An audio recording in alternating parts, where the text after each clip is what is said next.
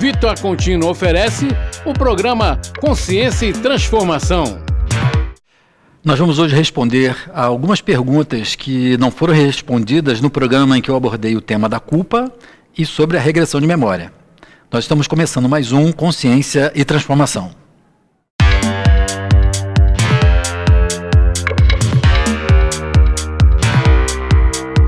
Olá a todos que nos assistem mais uma vez no nosso programa Consciência e Transformação. Só que hoje um programa um pouco diferente, hoje um programa gravado. Nesse momento que vocês vão estar me ouvindo, eu vou estar fora do Rio de Janeiro, estou num congresso no Espírito Santo, onde eu fui convidado para dar um curso e alguns workshops sobre terapia de vida passada, sobre terapia regressiva. E aí, então, para manter a pontualidade aqui do nosso programa, nós gravamos esse programa e que nós estamos trazendo para vocês, e que resume algumas das principais perguntas, tanto do tema da culpa, quanto do tema da regressão de memória, porque foram dois programas dos mais recentes que nós tivemos muitas perguntas e eu acabei não conseguindo responder a todas as que foram enviadas por vocês. Então, na verdade, hoje nós estamos aproveitando esse momento onde eu posso, então, rever, porque a dinâmica do programa ao vivo, às vezes, impede que eu consiga manter assim, um acompanhamento de todas as perguntas, algumas interessantes, que ficam, às vezes, para trás, na tentativa de, dentro do tempo que nós temos, atender a maioria de vocês. Então, com isso eu consigo fazer agora uma recapitulação das principais questões e poder, então, abordar e poder esclarecer com um pouco mais de foco a essas perguntas que ficaram faltando. Eu vou falar um pouco, no primeiro bloco, sobre os temas, as perguntas relacionadas à culpa, e no segundo bloco, depois do nosso intervalo, eu vou voltar com o tema da regressão de memória. Bom, então, mantendo a nossa dinâmica, a dinâmica do nosso programa, eu vou começar a ver aqui nos registros que eu tenho aqui no meu computador das perguntas anteriores sobre o tema da culpa. Se quem não assistiu, quem está nos assistindo e não assistiu, pode depois acessar o canal do TV Nova Luz ou então o canal do YouTube Milton Menezes, porque lá nós temos todos os outros programas anteriores gravados, onde você pode acessar, assistir quantas vezes você quiser. Um dos últimos que nós levamos aqui ao ar foi no tema da culpa. E dentre as várias situações das perguntas, a gente viu que muitas pessoas falavam sobre a questão das culpas relacionadas aos relacionamentos com as pessoas, à avaliação dos erros. E eu queria começar então com esse comentário, né, uma coisa que eu sempre falo quando eu abordo o tema da culpa. A culpa, na verdade, ela está muito presente na nossa vida, na vida da maioria de nós, porque ela tem uma expressão de um sentimento, alguma coisa que a gente desenvolve dentro de nós, a partir de uma certa avaliação que nós fazemos sobre o erro. Então, isso é muito importante. Quer dizer, dependendo da forma como eu avalio um erro, eu posso, então, me sentir e desenvolver um remorso, e do remorso eu desenvolver a culpa. Então, o remorso é aquele momento em que eu faço uma avaliação do erro e me sinto, então, constrangido, arrependido, mas não um arrependimento que me leva a uma atitude positiva. O remorso ele tem aquela característica de remoer, de ressentir a consequência em relação ao erro que nós cometemos. E a partir daí a gente desenvolve, então, um tipo de sentimento mais elaborado que nós chamamos de culpa. A partir daí, com uma atitude mental, uma atitude de cobrança, de não merecimento, às vezes levando a uma atitude autopunitiva. E isso é que, então, acaba fazendo com que muitos de nós fiquem presos a essa trama, né? A essa armadilha que é a culpa. Agora eu vou abordar, então, a partir disso, algumas perguntas que foram feitas sobre a culpa, falando especificamente dos assuntos que os participantes trouxeram para nós. Eu quero trazer aqui, primeiro agradecer a todos de vocês que têm sempre nos prestigiado, a Liliane Santos, lá de Tramandaí, do Rio Grande do Sul, um grande abraço para a Liliane Santos, que sempre presente conosco, e a gente vê isso, né? O programa, e um programa como esse, em que a gente se propõe a responder ao vivo, a receber as perguntas de vocês e poder debater, alcançando todos os estados do Brasil, algumas participações dos Estados Unidos, da Europa, chegando então a pontos longínquos, né, que hoje a tecnologia favorece, que a gente esteja junto, mesmo estando tão longe, fisicamente falando. Bom, Liliane Santos faz uma pergunta. Muitas vezes sinto culpa por atitudes passadas, das quais não acredito que pude fazer ou pensar. E isso é muito triste, mas vou tentando melhorar e aprender mais. Liliane, isso que eu estava falando, por isso que eu introduzi, essa sua pergunta ela tem muito a ver com isso. Normalmente, a gente acaba se sentindo culpado e faz um tipo de avaliação sobre esse erro, ao ponto de a gente falar, como você fez, né? Não acredito que eu pude fazer ou pensar.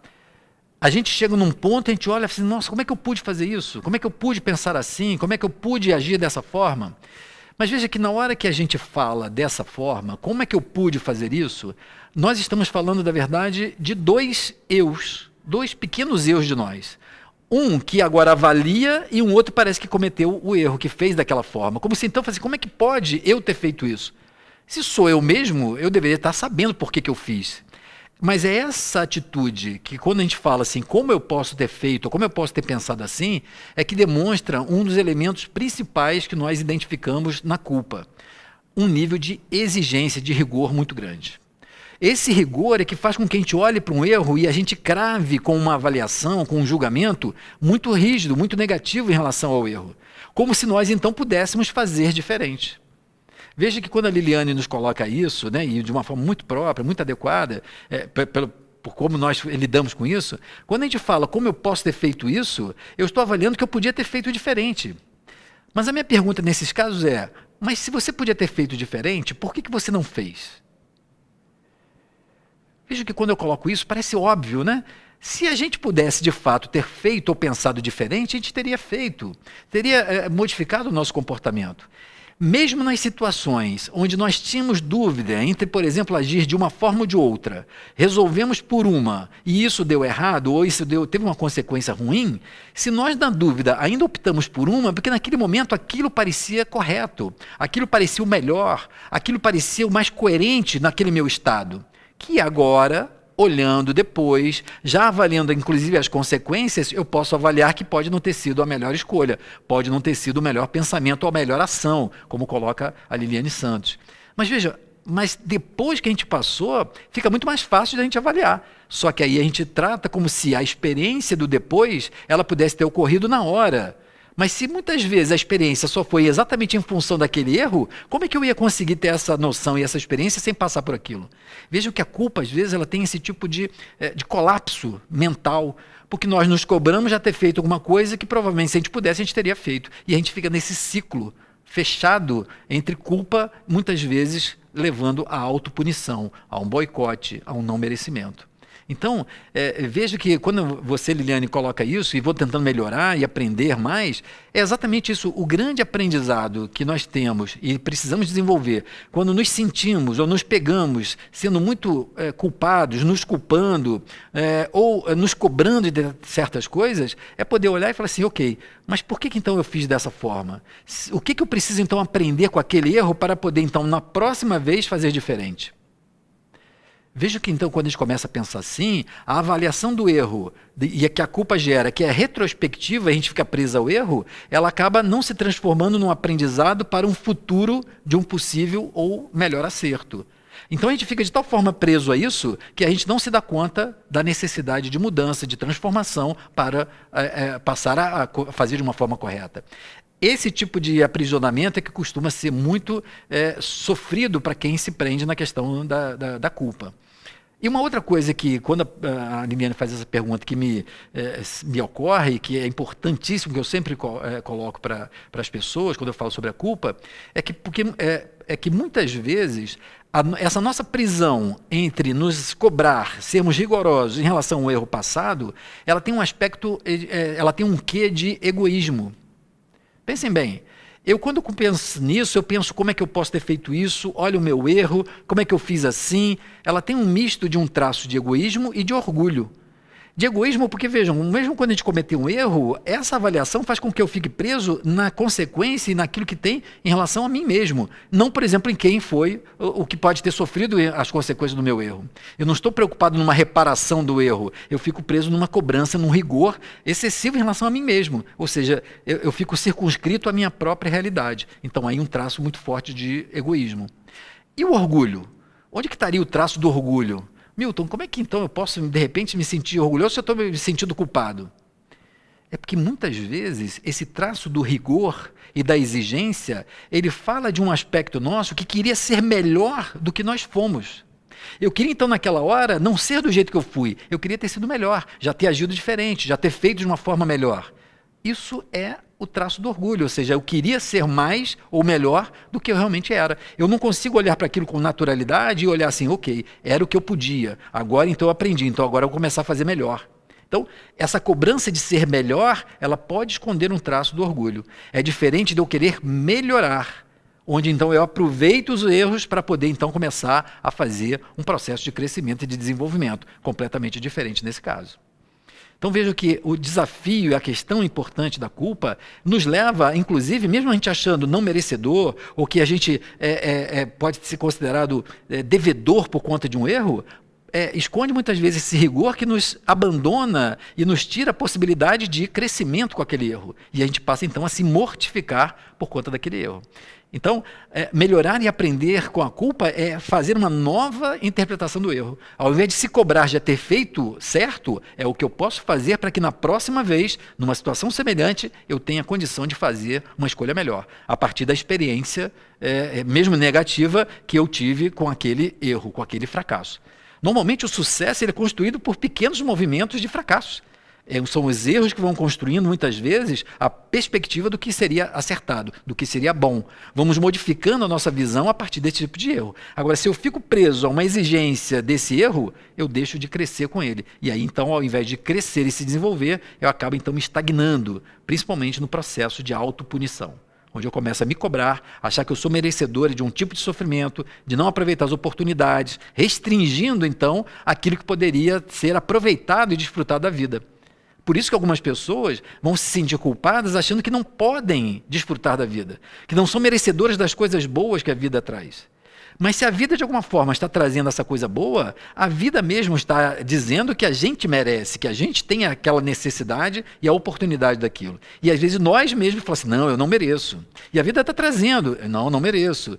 Vejo que é o meu rigor e às vezes o meu orgulho é que faz com que eu determine o que parece que é razoável para mim, não observando que a vida já muitas vezes já está corrigindo naturalmente essa minha perspectiva, trazendo aquilo que de fato eu mereço ou eu preciso passar. Então, eu queria agradecer a todos, né, e a Liliane por essa pergunta que nos ajuda aqui a trazer mais esclarecimentos. Nesse dia, né, Vânia, Ederson, as pessoas que estão sempre conosco aqui, eu queria passar algumas outras perguntas. Por exemplo, a pergunta da Vânia, que eu acabei não respondendo naquele programa, mas eu gostaria de comentar agora. Milton, o que você diria de pessoas que sempre se defendem? Eu cheguei a comentar essa questão, mas eu queria aprofundar um pouco mais ela. O que você diria das pessoas que sempre se defendem? Frases do tipo, não fui eu não fiz isso, e fazem isso constantemente. Pode ser algum julgamento passado que vem à tona em pequenas e grandes coisas?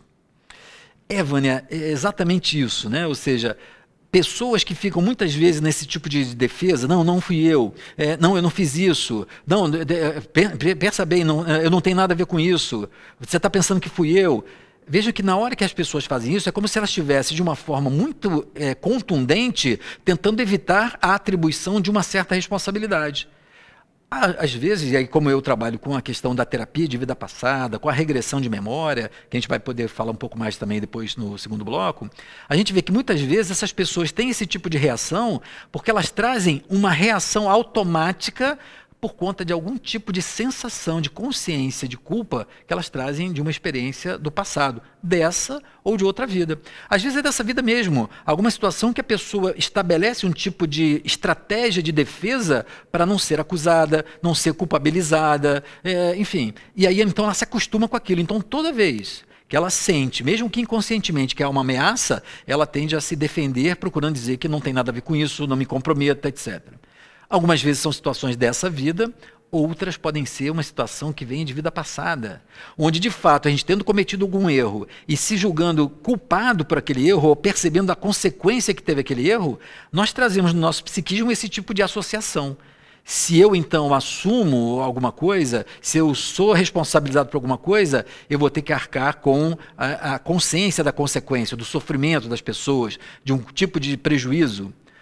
Isso fica de tal forma dentro do nosso psiquismo e o sofrimento é tão grande que hoje, mesmo diante de coisas pequenas, alguém fala assim, não, foi você? Não fui eu. Eu não tenho nada com isso. Eu não sei o que é isso. Porque é como se, diante dessa ameaça, a gente reage de uma forma muito forte porque a gente tem um medo de reproduzir aquele conteúdo do passado, só que a nível inconsciente.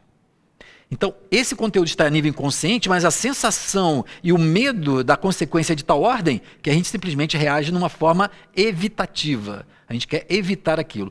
Essas pessoas acabam fica às vezes difícil de conviver porque elas estão sempre evitando se responsabilizar, às vezes pela sua própria opinião. Aquilo que elas acham, uma opinião de como elas acham que devem ser, às vezes até para elas mesmas. Mas elas temem assumir algum tipo de comprometimento com um ponto de vista que pode depois ter um julgamento negativo, das pessoas não entenderem, das pessoas julgarem, de criar um conflito, por exemplo, de criar uma confusão. Então as pessoas se omitem, elas ficam mais temerosas, ou então sempre procurando evitar afirmar ou assumir quando foram de fato. Não, fui eu que fiz. Me desculpa, eu não imaginei que fosse causar esse problema. E vejam isso que a Vânia coloca aqui, às vezes a gente percebe que tem esse conteúdo inconsciente pela desproporção da reação. A reação é desproporcional para a situação. Às vezes é uma situação simples e a pessoa fala, não fui eu, não sei nem o que foi isso, não me comprometa. E aí a gente fala assim, mas isso era só admitir isso, aquilo, a gente só estava perguntando, mas essa reação exagerada, desproporcional, normalmente indica que tem uma carga de culpa inconsciente muito forte que faz com que a pessoa reaja dessa forma. Há um sofrimento embutido ali muito grande, porque essa pessoa reage temendo, é movida pelo medo do que ela pode vir a ter que enfrentar. Isso, então, sendo um resultado de uma estrutura de culpa que ela pode trazer no nível inconsciente. O Carlos Nascimento perguntou sobre a questão de trazer a consequência da culpa para o corpo. E sim, né? Ou seja, boa parte dessas emoções que a gente chama de emoções destrutivas, a raiva excessiva, a culpa excessiva, o medo excessivo, eles podem, de alguma forma, ficarem tão intensas no psiquismo, gerarem um campo energético tão grande e de desequilibrado, que ele vai gerar, então, uma consequência no corpo. Isso tem a ver com a visão de homem que nós temos. Como nós consideramos um homem algo muito maior do que o corpo físico, e mais ainda o corpo físico sendo apenas a expressão no campo da realidade material desse ser espiritual que nós somos, nós estamos conectados com toda essa nossa dimensão emocional, inconsciente, energética. A alimentação, a manutenção de uma culpa excessiva, desse processo, por exemplo, autopunitivo, uma lógica autopunitiva de não merecimento, de que a gente merece sofrer, pode fazer, inclusive, com que haja uma carga mental que vai se refletir no corpo a partir, por exemplo, de uma somatização, uma doença orgânica, uma doença mais emocional que afeta o orgânico. Não para todas as pessoas. Algumas pessoas têm mais facilidade de trazer para o corpo, de somatizarem. Outras vão ficar mais no aspecto emocional, outras mais no aspecto relacional. Enfim, para cada um vai haver um desdobramento diferente. Mas para algumas pessoas, essa culpa excessiva pode se manifestar numa somatização. Problemas cardíacos, costuma se associar, não sempre, mas ter um fundo de culpa. O próprio quadro depressivo ele pode vir desse tipo de culpa. Uma doença autoimune, em alguns casos, a doença autoimune ela pode expressar um conteúdo de culpa. Isso porque, na doença autoimune, o corpo combate e agride o próprio corpo. É como se a gente agredisse a nós mesmos. Então, atrás, às vezes, uma doença autoimune que degenera o próprio corpo, às vezes os tecidos, enfim, ela tem a ver com esse processo de autopunição. É como se eu tivesse ainda uma agressividade contida e esse movimento de autopunição. Então, a maneira, às vezes, de me punir é poder gerar uma doença degenerativa. Então, que a gente mesmo produz nesse processo autopunitivo. Um processo, às vezes, complexo, de difícil solução, mas que somente pelo auto-perdão, pela recomposição da culpa, é que favorece a mudança desse quadro de somatização. Vamos continuar aqui, ainda respondendo algumas perguntas, ainda sobre o programa da culpa. Foram várias perguntas, foram bem interessantes, né? E por isso a gente está falando de novo, porque é um tema que provavelmente, certamente eu vou ter que voltar a falar, porque suscitou muitas questões interessantes. Uma pergunta que eu marquei aqui, da Mary Nishikawa. A culpa que sentimos pode vir do sistema familiar e não ser nossa, mas de um antepassado? Essa é uma pergunta interessante, Mary, porque ela me permite falar um pouco sobre a questão que a gente tem observado do que nós chamamos de elos ancestrais. Algumas vezes na minha prática profissional, de uns anos para cá, de uns 15, 18 anos para cá, eu comecei a me deparar, ao fazer terapia regressiva, então ao buscar a origem inconsciente de um determinado problema, ao invés do meu cliente acessar um conteúdo da sua vida passada, ele começa então a acessar e a relatar um problema que parece, e ele identifica, não sendo da história pessoal dele, mas de um familiar distante dele. E isso, no início, era um pouco novo para mim, me perceber um cliente regredindo, acessando uma experiência que não era dele, mas que era de um antepassado, que vinha como um processo de repetição, como se fosse transmitido de geração em geração. Isso me fez, então, começar, 18 anos atrás, a aprofundar esse tema, porque isso começou a acontecer com muita frequência. O que eu comecei a observar é que, algumas vezes, as pessoas, de fato, acabam reproduzindo ou um sentimento, como a culpa, ou um tipo de padrão de comportamento. Por exemplo, a obesidade mórbida, um padrão de ideias suicidas, por exemplo. Vários padrões desses, eles podem estar identificados, ou fortemente identificados, como um conteúdo que está sendo transmitido ao longo das gerações. Ou seja, é uma característica repetida naquela família. Quando eu comecei a lidar com esse fenômeno, eu comecei a me perguntar como é que isso se combinava com a visão de homem que eu trabalhava. E vejam, eu comecei a perceber uma coisa que parece até um pouco complexa, mas muito óbvia. Quando nós reencarnamos, nós vamos reencarnar também numa família que tem essa predisposição, essa característica. Mas somente se eu tiver na minha história pessoal uma afinidade com aquele padrão, é que eu vou reencarnar naquela família. Então, aquele padrão da culpa ou da obesidade mórbida, ou seja qual for, ele pode estar sendo reforçado por uma estrutura familiar. Ele pode estar sendo gerado e transmitido de geração em geração, ao ponto de cair e gerar uma sobrecarga no meu psiquismo, no meu ego. Mas somente se eu já trouxer também isso de vida passada, é que eu vou ter e acolher esse tipo de reação, porque senão não faria sentido a gente reencarnar e receber um tipo de culpa que vem do antepassado. Agora, a minha predisposição à culpa, com uma família, reencarnando numa família que tem uma história de culpa, faz com que então eu viva aquela culpa como uma chance, não de ser punido, mas de eu tomar consciência daquilo que eu preciso mudar naquela minha vida atual. Então, apesar de fato, a gente reconhecer que tem uma história de repetição e que pode ser herdada por um antepassado, também tem a ver com a história pessoal daquele indivíduo. Então, eu poderia dar um exemplo um pouco mais claro para vocês poderem entender. Por exemplo, imagina uma pessoa que traz do seu passado uma experiência que nós chamamos de O Salvador.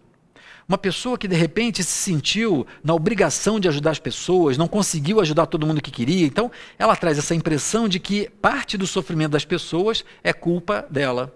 Então, na medida que eu traga isso na minha alma, eu posso, por exemplo, reencarnar numa família que tem uma história, por exemplo, de frustrações em relação a isso, né? Ou seja, de não merecimento, de culpa, de não ter oportunidade de desfrutar das coisas materiais, por exemplo, de ser feliz. E aí, então, essa estrutura familiar, esse campo, esse sistema familiar, ele acaba favorecendo que eu reencarne ali, porque eu me encaixo, me afinizo com aquela minha culpa de Salvador, com a culpa que vem naquela família. Então, a vida é muito sábia. Então, ela favorece que realmente a gente tenha esse tipo de aproximação para que a gente tenha a melhor chance de tomar consciência e de mudar. Não para ser punido ou para ser responsabilizado por isso. Então, eu comecei a ver que, inclusive, não só no processo individual, mas o próprio processo da constelação sistêmica, que é um método que eu acabei desenvolvendo, um método dentro da constelação sistêmica, ele fala disso, ou seja, de como nós repetimos, às vezes, não só da família, mas de outros sistemas, padrões repetidos que podem estar reforçando aquele nosso sintoma. Então, muitas vezes, a gente vai ter que ver exatamente no antepassado para poder reequilibrar isso na linha da família e também trabalhar aquilo da responsabilidade da nossa própria alma. Então, cada vez mais, é o que eu digo para vocês, nós nos deparamos com uma ampliação do nosso conhecimento sobre o psiquismo que vai tornando muito mais complexo, né? Às vezes uma avaliação mais simplista sobre uma culpa ou sobre um padrão, como, por exemplo, a obesidade mórbida. Mas, então, essa contribuição da Mary, eu agradeço muito aí pela contribuição da Mary para nós. Uma outra questão que eu gostaria de responder foi da Fernanda Lopes. Ela fala assim, essa culpa que tu colocou, a Fernanda vem do Sul, né? Que tu colocou sobre cobrar o cliente, eu tenho. Cobro, às vezes, valores baixos por um serviço que para mim foi fácil, interessante. Fernanda, né? Ou seja, eu tinha comentado, essa foi uma pergunta que eu tinha feito um comentário na época, nesse programa, sobre a minha experiência formando alunos no campo da terapia, profissionais da área da psicologia, da área da saúde mental, terapeutas holísticos, principalmente os que mexem com o psiquismo e com essas questões mais energéticas, espirituais. Algumas eu identifiquei, em alguns alunos, em todas as turmas que eu formei até hoje, só foram quase 30 turmas ao longo desses anos, muito frequentemente os alunos apresentam um medo e um constrangimento de cobrar do seu cliente. O cliente vem para procurar terapia e o terapeuta ele fica constrangido de cobrar um valor. Independente se o valor é alto ou não, porque ele se sente meio constrangido, parece que alguns se sentem enganando, alguns acham que o que estão fazendo não são suficientemente grande, parece que é tão fácil, que parece que a gente cobra demais. Alguns não se sentem como se merecessem aquele tipo de remuneração. Então, isso normalmente tem a ver com um aspecto de culpa. Imaginem, por exemplo, como isso é muito frequente nesses casos, lidar com uma pessoa que hoje traz essa dificuldade, mas uma pessoa que hoje, provavelmente, então, por exemplo, no passado, tendo habilidades de ser um sensitivo, fazia remédios para poder ajudar a curar as pessoas, ou fazia adivinhações, quer dizer, transitava nesse meio, às vezes, mais paranormal, sensitivo, mediúnico, mas que teve, por conta dessa questão do trânsito do dinheiro com isso, teve ou um desfecho muito negativo, tipo, produziu um remédio, em vez de curar, acabou a pessoa morrendo. Então, acabou sendo morta por causa disso. A associação que a gente traz na mente de que a gente, ao usar a nossa capacidade de cura, ou a nossa tentativa de ajuda, resulta num sofrimento, faz com que a gente fique constrangido de poder cobrar por isso. Ou então, quando a gente se perdeu no passado, no sentido da importância do dinheiro em relação a essa troca, fazendo com que então a gente fique hoje num tipo de constrangimento na troca monetária pela troca de uma prestação de serviço. Então, muitas vezes essa questão da dificuldade de cobrar, ela tem a ver com um tipo de culpa do mau uso do dinheiro no passado. Então, se eu não lidei bem com o dinheiro, eu venho com esse tipo de associação hoje, quando eu tenho então que cobrar, quando eu tenho que pedir um valor pelo meu serviço, a pessoa fica constrangida, ela cobra pouco. Isso provavelmente tem a ver com uma estrutura de um traço de culpa muito significativo. Então, Fernanda, isso é muito mais comum do que você imagina e realmente, normalmente, tem a ver com uma dificuldade de como nós nos relacionamos com o fluxo da prosperidade, com o fluxo do dinheiro. Ok? Várias pessoas aqui, né? Eu fiquei impressionado como é que realmente o tema da culpa foi um tema importante. Marcelo Cortes. Bom dia, Marcelo, né? O Marcelo aqui respondendo. Milton, o auto-perdão conduz à liberação do sentimento de culpa. Estou certo? Sim, Marcelo. Eu vou assim fazer um comentário aqui. Por que o auto-perdão ele leva à liberação do sentimento de culpa? Porque é quando a gente precisa modificar o desenvolvimento do sentimento de culpa. Normalmente nós nos arrependemos, ficamos com remorso, sentimos culpa e nos punimos. Temos o processo de autopunição, que nos prende ao não merecimento. Quando a gente começa a fazer uma nova avaliação do erro, ao invés do remorso, a gente vai, do arrependimento, partir para a responsabilidade, ou seja, eu vou responder por aquilo. Se eu cometi um erro, eu vou responder por ele. E ao responder por ele, a primeira coisa é o quê? Chegar para a pessoa ou para a situação e falar assim, me desculpa. É reparar aquilo que eu cometi de prejuízo. Se eu cometi um erro, me desculpa, e como é que eu reparo? E depois de eu pedir desculpa e reparar, eu poder chegar para mim mesmo e falar assim, eu me perdoo, porque eu ainda fui capaz de fazer aquilo. Eu ainda tive uma ignorância, uma falta de conhecimento para poder fazer aquilo. É só esse auto-perdão que realmente me libera para poder experimentar e acertar novamente e poder fazer uma nova caminhada. Então, o auto-perdão, ele é fundamental e ele é decisivo para realmente a liberação do sentimento de culpa. Bom, nós vamos fazer um breve intervalo no nosso programa de hoje, um programa hoje gravado, né, não ao vivo, mas onde a gente está aproveitando para responder as perguntas dos programas anteriores que não foram respondidas e dos assuntos que foram mais recentes e mais palpitantes, a culpa e da regressão de memória. Depois do nosso intervalo eu vou falar sobre regressão de memória. Não perca, fique conosco.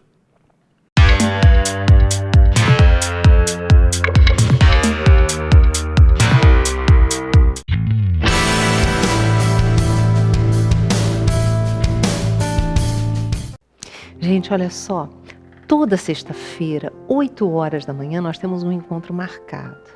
É o programa Evangelho na Rede, ao vivo. Você pode participar pelo chat e nós já temos companheiros distribuídos no Brasil todo, lá do Rio Grande do Sul até Rondônia, no Amazonas. Temos companheiros de fora do país nos ajudando a estabelecer uma rede de amor.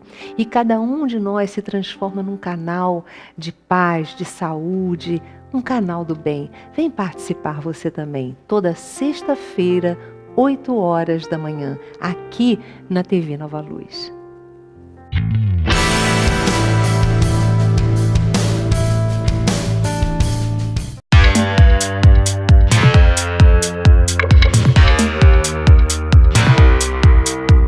Olá, nós estamos de volta com o nosso programa Consciência e Transformação. É um programa que normalmente nós levamos ao vivo aqui na TV Nova Luz, toda sexta-feira, de 11 ao meio-dia. Hoje, em especial, é um programa gravado, porque eu estou com um compromisso fora do Rio de Janeiro, então nós resolvemos deixar um programa gravado para poder atender em respeito a você, a sua audiência, um programa que gravado não vai ter a sua participação direta, mas nós estamos respondendo, eu estou respondendo aqui as perguntas que foram feitas nos últimos programas, que tiveram muitas perguntas e que eu não consegui responder todas, sobre a culpa e sobre a regressão de memória. Mas você pode, então, mesmo sendo um programa gravado, ele continua gravado no canal do YouTube da TV Nova Luz e também no canal do YouTube Milton Menezes. Você pode entrar, então, lá no YouTube, no canal Milton Menezes, e você vai ver todos os programas anteriores gravados, com todos os temas que nós abordamos até aqui. E, com isso, você pode assistir várias vezes, pode indicar para as pessoas amigas, mas sempre procurando compartilhar os links que a gente manda, estimulando as pessoas para a gente aumentar essa rede, né, de participações no programa Consciência e Transformação. E hoje, no primeiro bloco, eu respondi sobre as questões da culpa, e agora, nesse segundo bloco, eu gostaria de abordar alguns temas, que foram vários também, a gente vai ter que repetir o programa sobre regressão de memória, porque é um tema que normalmente, sempre é um tema instigante, intrigante e que mobiliza muito o interesse das pessoas, não só por conta de ser um universo muito vasto, como também da falta de informações, de alguns preconceitos que as pessoas às vezes ouvem e elas não sabem realmente o que é a regressão de memória, se pode usar, se não pode usar, enfim. Então, nós tivemos várias participações aqui e eu queria falar de um modo geral sobre a questão da regressão de memória, procurando atender às suas dúvidas, aquilo que me pareceu mais importante no programa que nós fizemos sobre regressão de memória. Então, uma das coisas que sempre me chamou muita atenção é essa questão que muitas pessoas têm, principalmente ainda no meio espírita, sobre a questão de poder ou não fazer a regressão de memória. Isso é até compreensível. Eu escrevi um livro chamado Terapia de Vida Passada e Espiritismo, Distâncias e Aproximações. Foi um livro que eu escrevi em 1998. E nesse livro eu fiz uma pesquisa, não só uma pesquisa estatística sobre o que as pessoas achavam sobre a regressão de memória, mas também depois, em função dessas respostas, uma pesquisa bibliográfica, procurando ver dentro das obras, das principais obras espíritas, da codificação ou da psicografia de médiuns como Chico Xavier, Divaldo Pereira Franco, de autores espirituais como André Luiz, Bezerra de Menezes, Manuel Filomeno de Miranda, Joana de Ângeles, aquilo que realmente parecia confirmar ou não as opiniões dos espíritos em relação à regressão de memória. E parece razoável, né? Um dos temas mais presentes nas dúvidas que as pessoas têm sobre a regressão de memória está em relação a essa questão de não poder lembrar do passado. E isso é muito interessante porque as pessoas ficam imaginando que na regressão de memória as pessoas vão buscar a gente para fazer uma regressão, tem um problema para resolver. Primeiro, as pessoas acham que os clientes nos procuram por uma questão de curiosidade. Foi muito interessante que nessa pesquisa que eu fiz com o público espírita, 73% das pessoas acham que os clientes nos procuram por uma questão de curiosidade, o que não é verdade. Eu diria para vocês que eu conto nos dedos das duas mãos, ao longo desses quase 30 anos, o número de pessoas que realmente me procuram no consultório por uma questão de curiosidade. Todas as pessoas nos procuram porque elas sofrem de problemas graves, de depressão, de comportamentos que não conseguem entender e modificar, enfim, e estão buscando uma forma para poder resolver isso. Então não tem a questão da curiosidade. Mas o outro tema que apareceu na pesquisa era sobre a questão do esquecimento do passado. De que, na verdade, quando a gente fizesse a regressão de memória, a gente estaria ferindo uma certa regra, uma certa lei natural, que seria do nosso esquecimento. Porque o fato é que nós não nos lembramos naturalmente do nosso passado. Né? Nenhum de nós se lembra, na maioria das vezes, grande maioria de nós não se lembra do que foi no passado, do tipo de vida que teve e tal. Então, nós temos esse fato, né, do esquecimento natural do passado. E isso, na verdade, é muito importante e significativo. Né? E aí as pessoas acham estranho, né? Eu trabalho com regressão de memória esses anos todos e falar que é razoável que a gente tenha o esquecimento do passado. Por quê? Porque, vejam bem, o esquecimento do passado ele é um mecanismo natural de autopreservação do meu psiquismo. Você imagina, se de repente, por exemplo, um filho nosso, pequeno, com 4, 5 anos, começando a desenvolver a sua personalidade atual, e esse filho começasse a se lembrar, simultaneamente, de todas as suas vidas passadas. Imagine ele olhando para a gente, como pais e mães e responsáveis, e vendo simultaneamente que hora a gente foi marido quando agora é pai, já foi o torturador quando agora é pai. Enfim, o que aconteceria se a gente não tivesse esse esquecimento? A gente teria um surto psicótico, a gente não conseguiria desenvolver a nossa personalidade atual. Então, esse esquecimento, ele é fundamental para garantir que a gente possa desenvolver uma nova personalidade, para poder desenvolver um novo caminho, uma nova etapa da nossa estruturação. Só que, algumas vezes, mesmo com esse esquecimento, nós continuamos repetindo alguns padrões, trazemos algumas cargas traumáticas, trazemos alguns tipos de reação tão automática ainda relacionadas a esse passado, que isso começa então a interferir no nosso presente, na nossa vida atual. Então, quando eu desenvolvo, por exemplo, uma fobia, então eu tenho uma fobia de lugares fechados. Essa reação exagerada de quando eu estou num lugar que está fechado, que eu não tenho saída e parece que eu vou ficar sem ar, ela é desproporcional a essa situação onde eu estou, por exemplo, num elevador que está refrigerado, enfim. Mas ela representa um acesso, uma lembrança de uma situação onde, por exemplo, eu posso ter morrido soterrado numa mina de carvão. Ou então eu fui enterrado vivo. Ou então eu fiquei preso nos escombros depois de um terremoto, enfim. Vejam, essa situação ela ficou de tal forma marcada no meu psiquismo que hoje eu, mesmo que aquilo a nível inconsciente, eu estou num elevador, a lembrança disso não passa pela minha razão, mas faz eu me sentir como se eu fosse morrer, como se eu fosse ficar sem ar, como se eu fosse sofrer muito. Então eu costumo dizer que sobre essa questão do esquecimento, a regressão de memória, eu costumo brincar quando eu falo sobre isso, dizendo assim, quando a gente faz regressão de memória, eu não faço regressão de memória para lembrar o passado. Eu faço regressão de memória para esquecer o passado. Porque quando a gente faz a regressão, é de um passado que está incomodando no presente. Então ele está no presente e não está no passado. A gente não vai a nenhum lugar do passado para fazer regressão. A gente acessa o resíduo daquela experiência que está hoje no meu psiquismo. Quando eu acesso isso e diluo aquele trauma, diluo aquela carga, modifico aquele padrão, eu estou então deixando esse passado para trás. Então, terapeuticamente, a regressão não é para lembrar o passado, é para a gente harmonizar o presente pensando na transformação do futuro. Na verdade, eu brinco também dizendo que a gente devia mudar o nome da terapia, em vez de ser terapia de vida passada, ser terapia de vida futura. Porque a gente acessa o passado é para melhorar o nosso futuro, não é para melhorar o passado. É para corrigir algumas coisas no nosso percurso hoje para transformar num futuro de mais harmonia, de mais saúde, de mais felicidade. E não para consertar ou rever ou acessar esse nível do passado.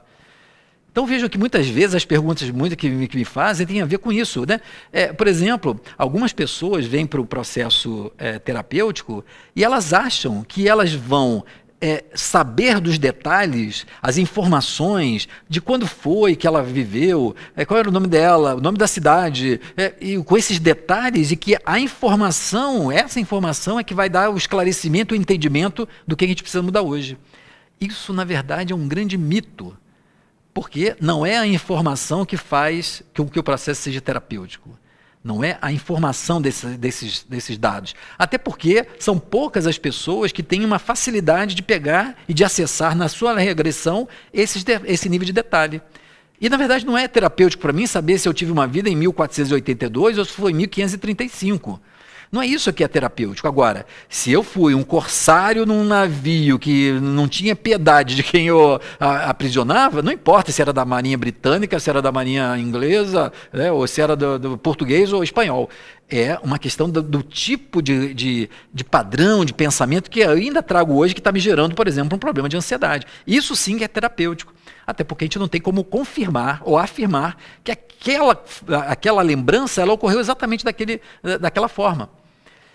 Só que aí algumas pessoas ficam até frustradas porque elas ficam esperando que na regressão elas vão ver um filme colorido, com detalhes, sabe? E na verdade, às vezes é frustrante porque elas vão ter sensações, elas vão perceber aquele tipo de padrão de uma história que elas montam na sua mente, mas é aquilo que traz um nível de consciência para o processo de transformação. No meu método, o método que eu desenvolvi, o foco principal, o objetivo principal é a transformação da consciência. É por isso que o nome do programa é Consciência e Transformação. Porque eu cheguei à conclusão ao longo desses anos que somente quando nós tomamos consciência daquilo que está inadequado, daquilo que está distorcido, é que eu consigo de fato promover a transformação. Então, a regressão de memória em si é o momento em que eu trago um conteúdo inconsciente para a minha consciência. Então, o momento da regressão é o que a gente chama de um ato conscientizador, é o ato da tomada de consciência. Mas eu posso, por exemplo, fazer uma regressão, tomar consciência e não mudar. E aí eu não vou mudar a história do sofrimento. Eu vou continuar com aquele sintoma. Então percebam que, além da lembrança ou acessar a memória, eu preciso fazer algo que modifique a minha conduta a partir daquela lembrança. Então, não basta só lembrar. É por isso que nos cursos, e aí é um curso que eu dou de formação que é extenso, por quê? Não basta só ensinar técnica regressiva para o terapeuta. Não basta só colocar o cliente para regredir e se lembrar do seu passado. Se a gente não ajudá-lo a poder perceber como é que aquilo vem influenciando hoje, no seu dia a dia, e o que ele precisa mudar para realmente sair dessa história do sofrimento. Aquele sofrimento representa e quer indicar a necessidade de uma mudança na forma dele ver o mundo, de como ele vê a si mesmo, como ele lida com a felicidade, o que ele usa, as estratégias que ele busca para poder ser feliz. E às vezes é nisso que nós estamos repetindo um padrão inadequado do passado. Então, só lembrar não é suficiente, mas é tornar, na lembrança que a regressão promove, tornar aquele conteúdo consciente. E a partir desse processo de consciência, o processo de transformação, que é o que realmente vai fazer a superação definitiva do problema que o cliente traz. Então, a regressão de memória, essa questão da indicação ou da contraindicação, ela está muito mais, às vezes, essas avaliações por conta dos preconceitos do que realmente pela aplicação. Nós não lembramos de dados ou de fatos que sejam desnecessários. No método, pelo menos, que eu uso, a gente procura respeitar esse mecanismo de autopreservação do próprio psiquismo. O que isso quer dizer? Que o psiquismo vai trazendo apenas aquilo que é necessário para o processo de transformação. Não vai trazer algo, se eu não pergunto, ele não vai trazer algo que desorganize o psiquismo do cliente. Mas é preciso que o terapeuta tenha esse tipo de cuidado, esse tipo de técnica. Quando as pessoas me perguntam sobre contraindicações, é claro que a gente tem algumas contraindicações, enfim, mas a maior contraindicação de um processo regressivo é fazer com alguém que não esteja habilitado para conduzir um processo terapêutico e vai apenas se concentrar em fazer a regressão de memória. Então, essa é a maior contraindicação. Agora, tem algumas situações que a gente tem, não uma contraindicação, mas a gente tem um tipo de abordagem de cuidado, de ter que aplicar um recurso diferente para esses casos. Por exemplo, fazer terapia de vida passada com crianças. Fazer terapia de vida passada com crianças, a gente não vai usar a regressão de memória como a gente faz com um adulto, com um adolescente. A gente vai acessar aqueles conteúdos usando uma técnica que seja adequada para a idade, para o nível, a etapa do desenvolvimento daquela criança. Então, nós temos hoje vários recursos, né, que nós ensinamos, recursos de jogos, de dramatização, de desenho, de fantoches, para que a criança possa acessar esse conteúdo que tem a ver com o seu passado, sem necessariamente ser uma regressão, como a gente faz com um adulto que vai fazer um processo mais mental, mais emocional, vai sentir mais essa vivência. Então, para a terapia com crianças, nós temos que ter uma forma, não é que não tenha uma indicação, pelo contrário, tem uma indicação. Às vezes é até mais fácil fazer com a criança do que com o adulto, porque o psiquismo dela está muito mais aberto a interagir numa atividade lúdica, mas tem que ser um aspecto específico. Trabalhar, por exemplo, com grávidas. Grávidas exigem um cuidado, não porque ela está grávida, mas imagine, quando nós estamos falando de uma regressão de memória, o psiquismo da mulher está muito sintonizado com o psiquismo do feto, que está ali numa condição de reencarnando, mas que tem lá toda uma série de experiências. Então, a gente tem que fazer com uma abordagem de forma a procurar preservar o psiquismo do feto em relação à necessidade da mãe grávida, né? Da mesma forma, por exemplo, pacientes que têm doenças descompensadas, doenças físicas, clínicas, que têm algum tipo de descompensação. Na medida que eu faço uma regressão de memória, o cliente acessa uma experiência emocionalmente muito intensa, se ele tem um problema cardíaco, se ele tem um problema, por exemplo, de uma diabetes descompensada, ele pode ter um pico hipertensivo, ele pode ter um pico de glicose por conta da emoção. Então, a gente tem que ter para essas pessoas um tipo de cuidado, um tipo de condução que é específica para esses casos. Então, vejam, não é contraindicado a regressão normal, mas um tipo específico de cuidado, de técnica para aquele tipo de caso.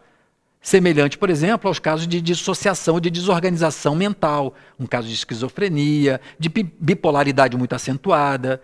São problemas de uma complicação, de um tipo de perturbação, de desorganização mental que exige um tipo de conduta mais voltada para esse tipo de problema, do que seria para um processo de uma neurose normal, de um processo de ansiedade, de uma depressão. Então, a maior contraindicação é você ter um terapeuta que não domina, que não tem essa experiência e saber lidar com as diversas situações que nós vamos encontrar nos seres humanos, né? Então, essa que seria a maior contraindicação. Tirando isso, a terapia regressiva ela pode ser aplicada em quase todos os tipos de dificuldade. Não como uma panaceia que vai ser capaz de resolver tudo, mas no entendimento de que os nossos problemas, as dificuldades que nós atravessamos, normalmente têm a ver com essa consequência de um conteúdo, não necessariamente do nosso passado, né? Como eu falei hoje no bloco anterior, pode ser uma questão, por exemplo, ancestral. Alguma coisa que um antepassado meu viveu que vem sendo transferida e que eu estou ainda muito identificado. Agora, ao entrar num estado ampliado de consciência e acessar isso, eu estou integrando um conteúdo inconsciente para o meu consciente e aí conseguindo mudar. Então, esse tipo de domínio, de aplicação é que vai tornar o processo terapêutico, e não apenas a lembrança por si só. Ou seja, não é a lembrança que é terapêutica, mas é toda a experiência que o cliente tem e a possibilidade dessa transformação. É por isso que, então, muitas pessoas me perguntam, mas então como é que você vai tratar a depressão, a ansiedade e o pânico? Tem a ver com vida passada, não tem? Claro que tem, mas na minha experiência, desde o início do processo, que eu comecei, do processo profissional, da minha carreira profissional, eu comecei a ver que muitas vezes a regressão levava a um momento, por exemplo, traumático, tinha uma catarse intensa, por exemplo, de um medo que se escoava e a pessoa ficava boa daquele medo, Mas o processo realmente terapêutico, ele só ocorria quando o cliente tomava consciência do tipo de traço que ele repete, do tipo de padrão de pensamento que ele vem repetindo, às vezes, ao longo de várias vidas, e que agora já não são suficientes, ou já não são bons para a continuidade do seu processo de vida. E ele não sabe fazer, ele continua repetindo um automatismo. Então, eu chamei essa abordagem de transformação da consciência. Por quê? Não adianta só fazer a regressão, é ajudar o cliente a perceber, por exemplo, esses que eu chamo de traços de caráter. O que eu chamo de um traço de caráter? Por exemplo, um traço de caráter controlador. A pessoa que é muito controladora, uma personalidade excessivamente controladora. Essa personalidade controladora, ela tende a desenvolver quadros de ansiedade. Então, ela desenvolve um tipo de ansiedade, uma fobia social, né, uma fobia específica, que são transtornos de ansiedade. Mas, às vezes, quando a gente vai ver na origem daquela fobia, não é só o medo de um animal, ou o medo de uma determinada situação ou de lugar fechado. O que está gerando maior ênfase àquele medo é porque é uma personalidade controladora. Então, enquanto essa pessoa não for mais flexível, ela deixar essa rigidez do controle e for um pouco mais light, um pouco mais flexível na sua conduta, ela vai continuar desenvolvendo algum tipo de ansiedade. Se eu fico preso num caso como esse, onde, por exemplo, a fobia tem a ver com caráter controlador, vamos pensar. A fobia se deu, por exemplo, uma fobia de lugar fechado. Aí eu vou e trabalho uma regressão para ver a fobia de lugar fechado. Aí a pessoa vai e acessa uma lembrança onde ela morreu soterrada numa mina de cobre. Muito mal, morreu, tal. Então ela vai, escoa aquilo, ela entende tudo, e aí então ela fala assim, nossa, agora eu consigo entrar no elevador. Só que se ela não tomou consciência, não mudou esse caráter controlador, a fobia vai melhorar, mas como ela mantém a mesma forma dela funcionar, esse transtorno do controle vai acabar desaguando num outro tipo de transtorno de ansiedade, ou um transtorno alimentar, ou um problema de somatização. Passei até agora problema de estômago. Aí você vai ver se tem problema de estômago. Aí vai ver uma vida lá que morreu envenenada, morreu enforcada, etc. Mas aí continua controladora. Daqui a um ano ela está desenvolvendo outro problema. Por quê? Nesses casos, não adianta eu só trabalhar a fobia se eu não trabalhar por que aquela pessoa é tão controladora. E aí faz toda a diferença. Porque aí minha regressão não vai ser só porque ela está no lugar, ela tem medo de lugar fechado. Vai ver qual é o tipo de traço, como é que ela funciona na vida para ver aonde foi que começou, também numa experiência de vida passada, essa necessidade de ela ter o controle absoluto sobre tudo. Aí, por exemplo, nessa hora, dirigindo o processo terapêutico para esse tipo de objetivo, essa pessoa vai ver, por exemplo, que num momento, ela numa vida passada, ela era responsável por tomar conta, vigiar uma determinada fortificação, lá um castelo, ela vacila, ela adormece e, de repente, quando ela se dá conta e ela acorda, o castelo está sendo invadido. Uma experiência como essa, de repente, percebendo a morte de muita gente, de si mesmo, pode trazer para naquele momento uma crença, uma decisão, falar, está vendo? Eu tenho que estar no controle total da situação, porque senão alguma coisa ruim vai acontecer. Então, nessa hora que ela percebe que o controle das coisas vem por conta dessa experiência, e aí ela começa então a perceber. E aí ela começa a desenvolver uma transformação e vendo, alguns momentos da vida atual ela precisa ter esse controle, outras ela pode relaxar. É somente nessa hora que ela vai deixar de ter a fobia, vai deixar de ter a somatização, vai deixar de ter um problema de estômago. Então, se a gente no processo terapêutico não vai nessa origem da forma como as pessoas funcionam, o processo terapêutico vai ser pela metade. Então, vejam que hoje a proposta da terapia regressiva, da regressão de memória sendo utilizada no processo terapêutico, ela é muito mais ampla do que apenas fazer a regressão de memória. Fazer a regressão de memória é muito simples. Eu faria uma indução aqui pelo vídeo, aqui nesse programa, e alguns de vocês acessariam conteúdos do passado. Mas a questão é, a partir dessa lembrança, o que cada um vai fazer, que tipo de consciência, que modificação precisa fazer para resolver um problema.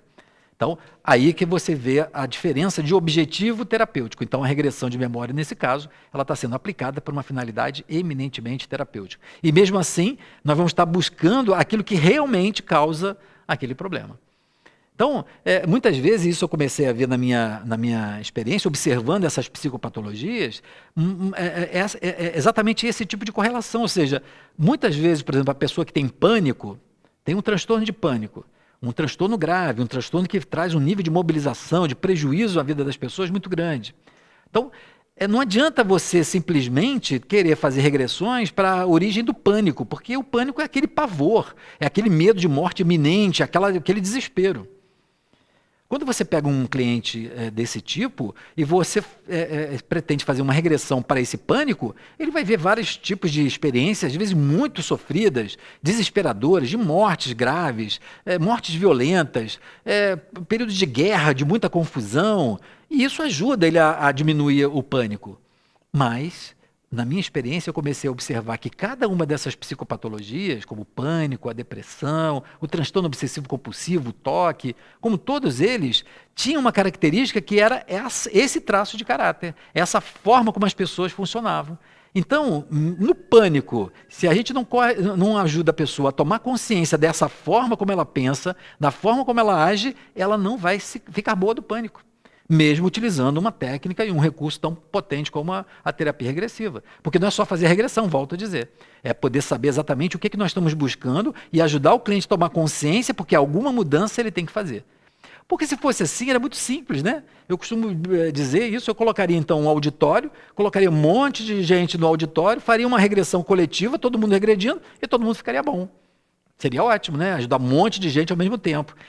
Não é simples assim, né? Infelizmente, né? Então, para cada um pânico tem uma construção diferente. Para cada um, a necessidade de mudança é diferente uns dos outros. E isso só se dá, muitas vezes, na continuidade de um processo mais de autoconhecimento, de ajudar o cliente a poder perceber o que ele vem repetindo, o que ele precisa transformar para poder modificar o seu futuro. O grande problema é que as pessoas querem deixar de sofrer, mas elas não querem mudar. O que eu quero dizer com isso? Nós queremos, muitas vezes, nos livrar das sensações ruins que o sofrimento traz, da ansiedade, da depressão, mas a gente não quer reavaliar a forma como a gente quer conduzir a vida. Né? Eu tive um cliente há pouco tempo que ele estava falando sobre isso, né? Que ele vem procurando fazer um processo de transformação, procurando manter uma conduta, principalmente em termos de relacionamentos amorosos, uma conduta mais equilibrada, né? Menos... ele tinha uma vida muito agitada em termos de relacionamento, e ele vinha já há algum tempo no processo terapêutico, procurando fazer uma conduta mais equilibrada, buscando um relacionamento mais estável. Aí teve um dia que ele teve uma situação que ele foi lá e repetiu um desses padrões do passado. E aí aconteceu uma coisa toda confusa, a pessoa que ele estava começando a se envolver, brigou de repente. Ele chegou para mim, mas eu estava indo tão bem, eu estava indo tão certo, por que foi acontecer isso? Porque a gente fica nessa ilusão de que, de repente, porque a gente está começando a fazer tudo certo, que as coisas vão continuar. Se eu não consolido essa mudança de atitude, eu volto para o padrão anterior, e o padrão anterior vai me trazer as consequências anteriores. Então, para eu ter um resultado diferente, eu tenho que começar a agir diferente. Só que a gente, na maioria das vezes, a gente quer um novo resultado, quer uma redução do sofrimento, mas mantendo a mesma forma de conduzir a vida, a mesma forma como a gente olha para as coisas, o que a gente valoriza ou o que não valoriza. É por isso que, na verdade, eu comecei, além dos traços de caráter, a observar que um outro aspecto que é muito importante no processo da terapia regressiva é ajudar a transformação do sistema de crenças e valores da pessoa, do cliente. Inclusive, né, hoje esse programa gravado, eu estou fazendo, nesse congresso que eu vou estar fazendo nesse dia que vocês estão assistindo aqui a gravação, eu vou estar falando exatamente isso para terapeutas de vida passada. A necessidade de ajudar, usando a regressão de memória, a que o cliente perceba que ele está preso muitas vezes a uma vida passada onde ele valorizou o poder, o dinheiro, não pelo problema do dinheiro ou do poder, mas de uma forma específica que hoje exige uma mudança, ou seja, o valor do poder ele tem que ter um outro significado hoje. Não quer dizer que a gente não possa ter poder, a gente tem que ter poder, mas sabendo exatamente para que a gente vai usar o poder, para que a gente vai usar o dinheiro, para que a gente vai usar o relacionamento, enfim... É quando a gente ressignifica esse valor em relação ao que era numa vida anterior nossa, ainda na nossa infância espiritual, para aquilo que realmente representa hoje, para aquilo que pode representar amanhã, é que faz com que realmente a gente possa superar o nosso nível de sofrimento. Então, vejam que a aplicação e a abrangência de uma terapia que utiliza a regressão de memória é muito maior do que apenas lembrar das informações ou dos fatos do passado. Nós estamos chegando ao final do nosso programa. Eu queria começar aqui a reta final do nosso programa falando sobre isso, né? Nós vamos voltar a esse tema da regressão, que ainda com certeza ainda tem muitas perguntas e eu espero que, com certeza, muitas dúvidas a gente possa dirimir no próximo programa. Mas sobre isso, ou seja, na verdade, a regressão de memória é um grande instrumento que a gente pode utilizar na finalidade, no sentido terapêutico. Porque ela favorece a tomada de consciência de algumas coisas que a gente vem repetindo ao longo de várias vidas e que muitas vezes a gente reproduz e nem sabe por quê. Isso causa um problema hoje que, quando a gente toma consciência e transforma, de fato faz com que a gente consiga superar alguns desafios do sofrimento, das patologias e tal. Então, só lembrar do passado pode não significar nada, mas a lembrança associada a essa proposta de transformação, essa sim pode provocar um processo de mudança e de superação do sofrimento. E por isso o nome do programa, Consciência e Transformação. Tomar consciência desse conteúdo nos leva naturalmente a transformá-lo para uma condução, uma atitude, um sentimento diferenciado. Então, eu queria agradecer a todos vocês, a audiência no programa de hoje, convidando a todos que no próximo programa vamos estar aqui ao vivo, trabalhando mais um tema, e desejar a todos uma boa semana, muita paz.